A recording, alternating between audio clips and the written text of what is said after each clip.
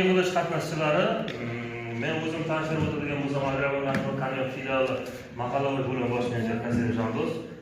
Bugungi kunda yig'ilishimizni sababchisi mana aholi bandligini ta'minlash, bugungi kunda Agrobank tomonidan beriladigan kreditlar to'g'risida gaplashib o'tamiz.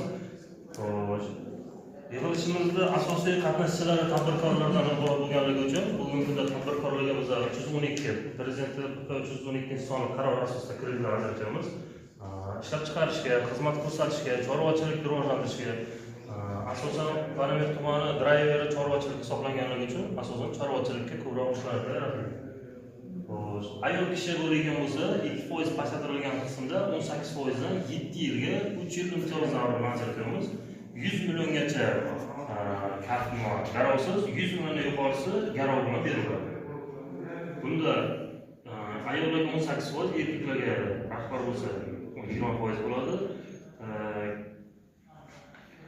7 yilga deb aytildi.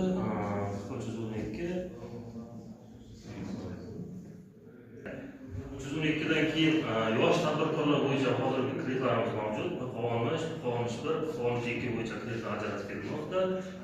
Yosh tadbirkorlar 18 dan 30 yoshga bo'lgan yosh doirasida bo'lgan tadbirkorlar tadbirkorlik qilaman yoki rivojlantiraman degan maqsadda bo'lgan bo'lsa, yoshlar tadbirkorligi jamg'armasidan ajratiladigan pul mablag'i bo'yicha kreditlarimiz bor.